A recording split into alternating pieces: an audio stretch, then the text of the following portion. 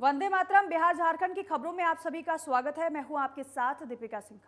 रांची में सीएम हेमंत सोरेन ने 1857 के प्रथम स्वतंत्रता संग्राम के वीर नायक शहीद पांडे गणपत राय की शहादत दिवस के दौरान उनकी तस्वीर पर माल्यार्पण कर श्रद्धांजलि अर्पित की। इस दौरान सीएम ने कहा कि उनका बलिदान हमेशा याद रहेगा। आने वाली पीढ़ी के लिए वो हमेशा प्रेरणा स्रोत बने रहेंगे। अंग्रेजों के खिलाफ विद्रोह करने वाले अमरवीर शहीद पांडे गणपत राय जी के शहादत दिवस पर उन्हें शत शत नमन। बहुत ही अच्छा हर साल की तरह इस साल भी गणपत राय जी के इस शहीद स्थल पर कई गणमान्य लोग उपस्थित हैं। गणपत राय जी के भूमिका के बारे में और इस राज्यवासियों के प्रति जो बलिदान रहा, निश्चित रूप से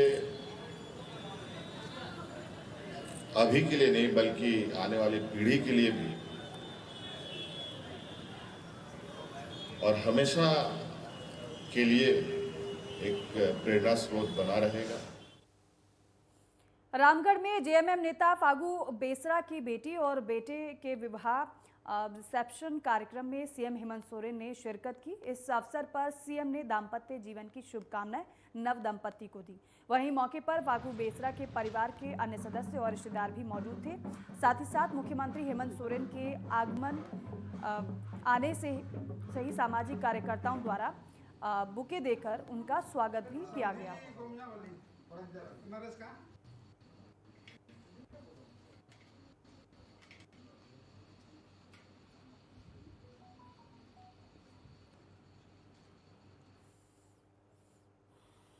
और रांची में सीएम हेमंत सोरेन ने कृषि, पशुपालन और सहकारिता विभाग की योजनाओं और कार्यों की समीक्षा की। समीक्षा के दौरान सीएम ने विभाग को कई दिशा निर्देश दिए। इस दौरान कृषि मंत्री बादल पत्रलेख समेत विभागीय अधिकारी मौजूद रहे।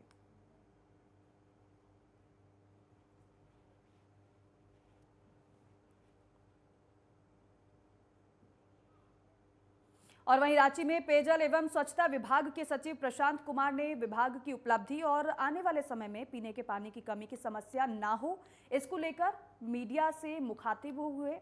उन्होंने कहा कि पेयजल आपूर्ति में जो परेशानी हो रही है, जो शिकायतें आ रही हैं, उसमें विभाग क्या काम कर रहा है, हमारी क्या व्यवस्था है, इससे संबंधित जानकारियां जनमानस को पहुंचाना है। इसके अलावा भी 1800-3456-502 कॉल सेंटर का टोल फ्री नंबर पर कोई भी अपनी समस्या दर्ज करा सकता है। टोल फ्री नंबर के बारे में उनके द्वारा जानकारी दी गई। समस्याओं को दर्ज कराने के कई माध्यम हैं। व्हाट्सएप, इनके लिए व्हाट्सएप नंबर भी जारी किया गया है। वो नंबर क्या है वो भी आपको बताते हैं। 9470176901 ये नंबर भी, ये व्हाट्सएप नंबर है, ये भी जारी किया गया है। ईमेल पोर्टल ऐप, एक बार पोर्टल में आने के बाद सभी संबंधित अधिकारियों को शिकायत दिखती है। अब तक कुल मिलाकर 2326 शिकायतें पोर्टल के माध्यम से आई हैं। 1500 से ज्यादा शिकायतों का निदान हो चुका है। मीडिया के माध्यम से 178 शिकायतें आई हैं। 120 का निदान हो चुका है, ये जानकारी दी गई। हमारे यहाँ एक कॉल सेंटर जो हम लोगों ने एक प्रोफेशनल एजेंसी को हायर करके शुरू किया है, जिसमें टोल फ्री नंबर 1800-345-6502 एवं व्हाट्सएप नंबर 9470176901, इस पर कोई भी अपनी समस्या दर्ज करा सकते हैं। और इसके लिए हम लोगों ने एक ऑनलाइन पोर्टल बनाया हुआ है और समस्याओं को दर्ज कराने के कई तरीके हैं, कई माध्यम हैं। कोई लिखित में अपनी शिकायत भेज सकता है, कोई फ़ोन पर भेज सकता है, कोई व्हाट्सएप पे भेज सकता है, कोई ईमेल से भी भेज सकता है। और देश में बढ़ती महंगाई पर झारखंड कांग्रेस ने केंद्र सरकार पर जमकर निशाना साधा है। झारखंड में गठबंधन की सरकार में शामिल कांग्रेस कोटे से वित्त मंत्री रामेश्वर ओरांव ने बढ़ती महंगाई पर कहा है कि केंद्र सरकार महंगाई को नियंत्रित करने में पूरी तरीके से विफल साबित हुई है। केंद्र सरकार के पास महंगाई पर काबू पाने के लिए कोई रोड मैप नहीं है, जबकि बढ़ती महंगाई से आम जनता परेशान है। गरीब और मध्यम वर्गीय लोगों के लिए परिवार चलाना अब मुश्किल हो गया है। वित्त मंत्री ने कहा कि पेट्रोल डीजल की कीमत में बढ़ोतरी से नॉक ऑन इफेक्ट होता है। हर आवश्यक वस्तु के परिवहन लागत में बढ़ोतरी हो जाती है, जिसकी वजह से हर चीज़ की कीमत बढ़ रही है और इससे पूरी अर्थव्यवस्था प्रभावित हो रही है। केंद्र सरकार जिसकी जिम्मेदार है। महंगाई इस देश में आज सच्चाई के रूप में उभरी है। लोगों को, खासकर गरीब लोगों को, मध्यम वर्ग के लोगों को काफी आर्थिक कठिनाई का सामना करना पड़ रहा है। ये स्थिति है सभी चीजों की। कोई ऐसी चीज नहीं, जनरल प्राइस राइज जो अर्थशास्त्री जिसका प्रयोग करते हैं, जनरल प्राइस राइज का, जनरल प्राइस राइज आगे बहुत बढ़ गया है। हर चीज की कीमत बढ़ गई है। और देवघर में त्रिस्तरीय पंचायत चुनाव को लेकर पहले चरण के मतदान के लिए नामांकन के चौथे दिन देवघर प्रखंड से जिला परिषद के लिए 2 उम्मीदवारों ने अपना नामांकन दाखिल किया। इस दौरान समाहरणालय परिसर में काफी कम भीड़ देखी गई। इस दौरान जिला परिषद भाग संख्या 2 से जिला परिषद प्रत्याशी के रूप में मधु देवी ने अपना नामांकन दाखिल किया। वहीं नामांकन पर्चा दाखिल करने के दौरान जिप प्रत्याशी के साथ मनोज यादव, रितेश यादव, कुंदन शर्मा, विनय कुमार यादव समेत कई लोग मौजूद थे।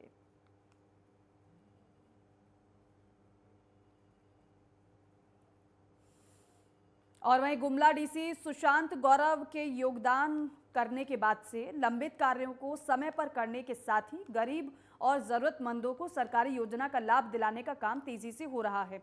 और जिले के आपूर्ति पदाधिकारी गुलाम समदानी पहले से ही समय पर लोगों का काम करने को लेकर सक्रिय रहे हैं, लेकिन डीसी सुशांत गौरव के आने के बाद से वो लाचार गरीब और को राशन कार्ड समय पर बनकर मिल सके, यही कोशिश है। इस दिशा में हर दिन काम करते हुए नजर आ रहे हैं। इसको लेकर उन्होंने पूरे कार्यालय को भी निर्देशित किया है कि किसी गरीब को कोई कर्मी अगर परेशान करेगा तो उसके खिलाफ सख्ती से कार्रवाई की जाएगी। हम लोग जिला आपूर्ति कार्यालय में लगाने का हम लोग कार्यक्रम रखे हुए हैं। उसी के तहत बहुत से ऐसे लाभुक होते हैं जो प्रखंड आपूर्ति कार्यालय से लंबित रहती, बीएसओ अप्रूव नहीं रहता है, लेकिन तुरंत हम लोग फ़ोन के माध्यम से भी, और जो जेन्युइन लोग होते हैं जो हमारा टॉप प्रायोरिटी में जो है पीटीजी है, जो हमारे वीडो है और हमारा जो उस तरह का असाध्य रोगी है जो बीमार है, इलाजरत है, अथवा प्रखंड आपूर्ति कार्यालय से समन्वय स्थापित करके हम लोग तुरंत उसका विलम्ब सेंक्शन करा करके उनके हाथ में राशन कार्ड देते हैं, ताकि लाभुक को दोबारा प्रखंड कार्यालय में चक्कर नहीं लगाना पड़े और हम लोग उनको किसी प्रकार का दिक्कत का परेशानी का सामना नहीं करना पड़े। हम लोग एक छोटा सा प्रयास भी जरूर करते हैं। और गिरिडीह में देश विरोधी नारे लगाने का मामला सामने आया है। गिरिडीह में पाकिस्तान जिंदाबाद के नारे लगाने वाले मुखिया प्रत्याशी और उनके समर्थकों पर पुलिस ने कार्रवाई शुरू कर दी है। पुलिस लाइन में एसडीपीओ अनिल कुमार सिंह ने कहा, इस मामले में 3 लोगों को गिरफ्तार किया गया है। गौरतलब है कि गिरिडीह के गांडेय प्रखंड मुख्यालय में डोकोडीह पंचायत के मुखिया पद के लिए नामांकन का पर्चा भरने आए शाकिर हुसैन के नामांकन जुलूस में समर्थकों ने पाकिस्तान समर्थन के नारे लगाए। बताया गया है कि जब मुखिया प्रत्याशी शाकिर हुसैन अपने समर्थकों के साथ एक गाड़ी पर सवार माला पहने खड़े थे, तभी समर्थकों ने इस दौरान नारेबाजी करते हुए पाकिस्तान समर्थित नारे लगाना शुरू कर दिया। लेकिन मुखिया प्रत्याशी शाकिर हुसैन ने नारेबाजी कर रहे समर्थकों को रोकना जरूरी नहीं समझा। देखिए, कल 20/4/22 को 11:30 बजे के करीब गांडे थाना क्षेत्र का डोकडी पंचायत है, वहाँ के मुखिया प्रत्याशी शाकिर हुसैन द्वारा अपने समर्थकों के साथ गए थे नॉमिनेशन के लिए, और प्रखंड कार्यालय गेट पर उनके समर्थकों द्वारा नाजायज मजमा बनाकर देश विरोधी नारा लगाया गया, जो कि और विद्वेष फैलाने का प्रयास किया गया और सिविल कोड ऑफ कंडक्ट का वायलेशन किया गया। तो उसमें प्राथमिकी दर्ज कर विधि सम्मत कार्रवाई की जा रही है। उसमें मुखिया प्रत्याशी शकीर हुसैन और उनके 2 समर्थक शोएब और आसिफ को गिरफ्तार किया गया है। वहीं चिरकुंडा थाना क्षेत्र के डुमरी जोड़ में लगभग 7 फीट सड़क के धंस जाने के बाद क्षेत्र में दहशत का माहौल है। वहीं स्थानीय प्रशासन मामले की छानबीन में जुटा हुआ है। लोगों का कहना है कि अवैध खनन की वजह से ही सड़क धंसी है। आपको बता दें कि ये सड़क मुख्य रूप से कई गांव को जोड़ती है, जिसको लेकर स्थानीय लोग चिंतित हैं। हालांकि घटना के दौरान किसी तरह की कोई अनहोनी या फिर जनहानि नहीं हुई है। घटना की खबर मिलते ही चिरकुंडा पुलिस निरीक्षक सह थाना प्रभारी जितेंद्र कुमार मौके पर पहुंचे और पूरे मामले की जांच पड़ताल की। थाना प्रभारी जितेंद्र कुमार का कहना है कि पुलिस हर एंगल से पूरे मामले की जांच कर रही है।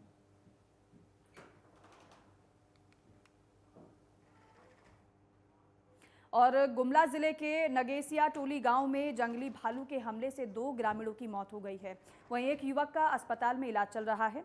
वहीं घटना की सूचना मिलते ही मौके पर वन विभाग के वनपाल एंथोनी लकड़ा मौके पर पहुंचे और जायजा लिया। साथ ही साथ मृतकों के परिजनों को 20,000 रुपए की राशि दी गई है। इस दौरान बीजेपी के मंडल अध्यक्ष मनोज वर्मा भी मौजूद रहे। और फिलहाल खबरों में वक्त हो गया एक छोटे से ब्रेक का, फौरन लौटेंगे।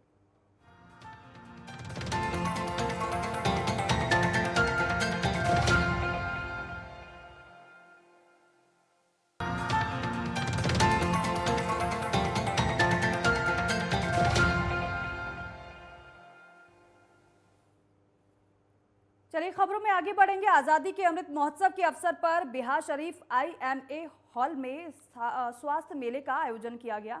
इस स्वास्थ्य मेले का उद्घाटन बिहार शरीफ के विधायक डॉक्टर सुनील कुमार ने किया। इस मौके पर विधायक डॉक्टर सुनील कुमार ने कहा कि इस प्रकार के मेले से आयोजन से जरूरतमंदों को लाभ मिलेगा, वहीं स्वास्थ्य के प्रति लोगों में जागरूकता बढ़ेगी। उन्होंने कहा कि इस प्रकार का आयोजन उनके द्वारा भी पहले से किया जाता रहा है, लेकिन अब स्वास्थ्य के प्रति जागरूकता बढ़ी है। सरकार के द्वारा व्यवस्थाएं बढ़ाई गई हैं, जिसकी वजह से लोगों का समुचित इलाज हो रहा है। मौके पर 17 प्रकार के स्टॉल लगाए गए, जो कि विभिन्न रोगों से संबंधित रहे। इस दौरान मरीजों का स्वास्थ्य जांच परीक्षण भी किया गया। आज़ादी के अमृत महोत्सव के अवसर पर कैमूर जिले के करारी में स्वास्थ्य मेले का आयोजन किया गया। स्वास्थ्य मेले का उद्घाटन जिले की CS मीना कुमारी और स्थानीय विधायक ने फीता काट कर किया। स्वास्थ्य मेले के आयोजन में पहुंची जिले के सिविल सर्जन मीना कुमारी को PHC प्रभारी डॉक्टर शांति कुमार मांझी ने फूलमाला से स्वागत किया। मेले का उद्घाटन करने के बाद गांव से सैकड़ों पुरुष महिला शिविर में पहुंचे। मेले में योगा काउंटर पर आराधना अस्थाना के द्वारा स्कूली छात्र छात्राओं को योगाभ्यास भी कराया गया। स्वास्थ्य मेले के विधि व्यवस्था को देखने और जांच के बाद CS ने बताया कि स्वास्थ्य विभाग की तरफ से बहुत ही अच्छी विधि व्यवस्था की गई है। वहीं इस दौरान उन्होंने बताया कि दुर्गावती PHC की जर्जर भवन को जल्द ही नए भवन में तब्दील किया जाएगा। इसके लिए तैयारी पूरी हो गई है। यहाँ आए तो हम सारी व्यवस्थाएं बहुत सुदृढ़ रूप से की हुई हैं जी, और सारी सुविधाएं भी मरीज के लिए जो भी मिलनी चाहिए सारी सुविधाएं दी गई हैं। यहाँ हमारा सबसे पहले है कि हमारा कोविड से रिलेटेड जो भी है जांच टेस्टिंग वो हो रहा है। फिर इम्यूनाइजेशन अगर मान लीजिए है करवाना वो हो रहा है। MCH का जो भी है एंटीनेटल चेकअप हो रहा है। लेप्रोसी से संबंधित जांच हो रही है। इस मेले में जनरल सामान्य चिकित्सा का काउंटर है, दंत चिकित्सा का काउंटर है, दांत से बीमारी वाले लोग का इलाज और जांच किया जाएगा। कोविड टीकाकरण का है, कोविड टेस्टिंग का है, कुष्ठ रोग से संबंधित का इलाज और जांच का व्यवस्था है, मातृ शिशु का जांच का व्यवस्था है, सामान्य पैथोलॉजी के जांच का व्यवस्था है। ICDS के द्वारा एगो पोषण का भी काउंटर लगाया गया है। और बिहार में बढ़ते अपराध को देखते हुए पुलिस प्रशासन काफी सख्त नजर आ रहा है। इस दौरान मुख्यालय के अधिकारी अब सीधे थाना स्तर पर समन्वय स्थापित करने में लगे हुए हैं। इसी कड़ी में ADG विधि व्यवस्था संजय कुमार सिंह ने दरभंगा SSP अवकाश कुमार के साथ बहादुरपुर थाने वो जा पहुंचे, जहां उनके साथ सदर एसडीपीओ कृष्णानंदन कुमार और मुख्यालय डीएसपी मौजूद थे, जहां बारीकियों से कुल मिलाकर 12 बिंदुओं पर चर्चा की गई। वहीं एडीजी संजय कुमार सिंह ने बताया कि यह निरीक्षण पुलिस मैनुअल से में पहले से निर्धारित है और सभी लोगों को निरीक्षण करना है।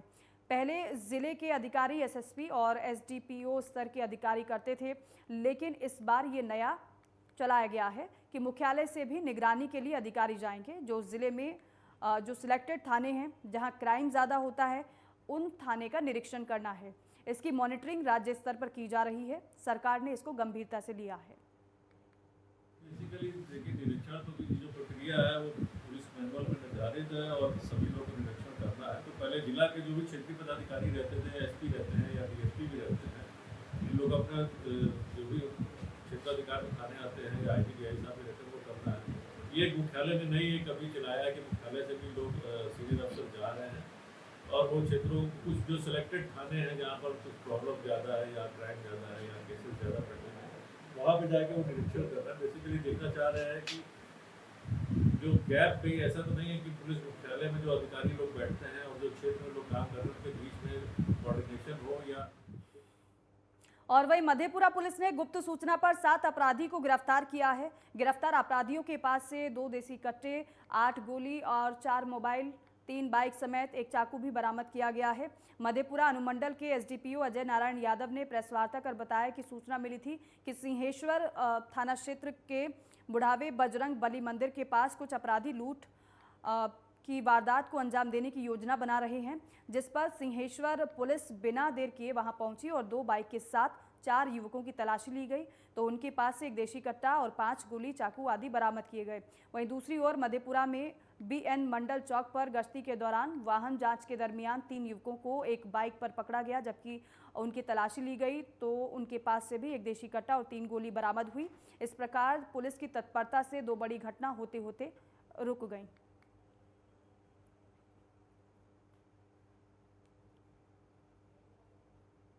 जैसा कि आप लोग को पहले भी जानकारी दी गई कि मधेपुरा अनुमंडल अंतर्गत अपराधियों के विरुद्ध लगातार कार्रवाई जारी है। पूर्व में भी 7 अपराधी पकड़ाए गए थे, 6 सिम बरामद हुआ है और 2 मोबाइल बरामद। ये सभी अपराधी सहरसा जिले के सौरबाजार थाना अंतर्गत सुरमहा गांव के रहने वाले हैं और इससे निश्चित तौर पर हम कह सकते हैं कि एक आपराधिक घटना को हम रोकने में सफल हुए हैं और आगे भी हमारा अभियान इस तरह का लगातार जारी है। और वहीं वैशाली में शराब की होम डिलीवरी करने वाले तस्कर को गिरफ्तार किया गया है। शराब तस्कर पिज्जा डिलीवरी बॉय बनकर शराब की तस्करी करता था। वहीं जैसे ही उत्पाद विभाग को इसकी सूचना मिली तो उसके बाद एक्शन लिया गया और आरोपी को रंगे हाथ शराब डिलीवरी करते हुए पकड़ लिया गया। पकड़े गए तस्कर के पास से शराब भी बरामद हुई है। वहीं पकड़े गए तस्कर से भारी मात्रा में शराब बरामद हुई है।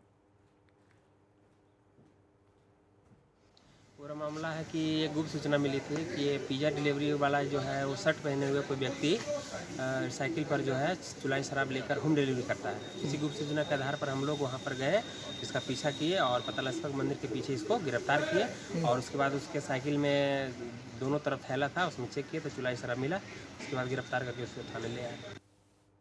नालंदा के दीपनगर में 5 लड़के नदी में नहाने के दौरान गहरे पानी में चले गए, जिनमें से 4 को स्थानीय लोगों की मदद से सुरक्षित निकाल लिया गया, जबकि 1 की डूबने से मौत हो गई है। घटना दीपनगर थाना क्षेत्र के कोसुक नदी की है। घटना के बारे में मृतक के परिजनों ने बताया है कि सिंटू मांझी अपने 4 दोस्तों के साथ नदी में नहाने गया था। उसी दौरान सभी लोग गहरे पानी में चले गए। डूबते वक्त शोर मचाया तो स्थानीय लोग वहां पहुंचे और किसी तरीके से 4 लोगों को सुरक्षित बाहर निकाला गया, जबकि 1 लापता हो गया, जिसका घंटों बाद स्थानीय लोगों ने शव बाहर निकाला। सिंटू निकालने के समय उपरांत जब भी डुबकी मारे हैं वो अंदर ही रहेगी। अच्छा, क्या कुछ ने फंस गया, क्या हुआ नहीं हुआ, अचानक खुले बच्चा भी था छोटा छोटा जो चुन रहा था, निकाल रहा था, हल्ला किया भैया डूब गया, भैया डूब गया, नहीं निकला है। ग्रामीण दौड़ा उन्हें निकाला, प्रशासन भी यहाँ आए, मदद भी किए। नालंदा के महेशपुर गांव में पत्नी की गला दबाकर हत्या कर पति फरार हो गया। आपको बता दें कि नवदंपति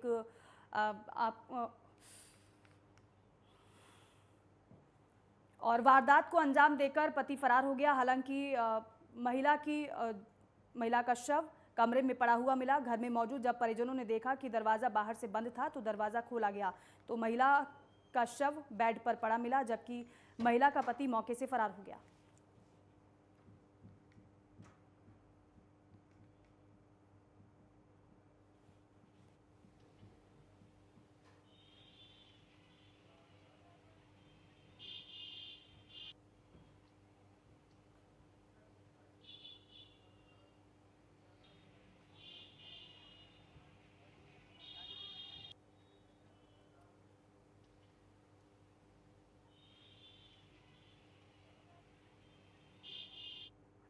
नालंदा के रहुई थाना क्षेत्र के इतासंग रोड पर स्थित दक्षिणी मध्य ग्रामीण बैंक के नीचे टेंट की दुकान में भीषण आग लग गई। वहीं आग लगने का कारण जो है वो शॉर्ट सर्किट बताया जा रहा है।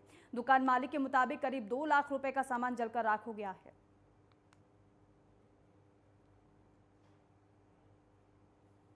और इसी के साथ ही बिहार झारखंड की खबरों में बस इतना ही। आप देखते रहिए नेटवर्क 10। जय हिंद।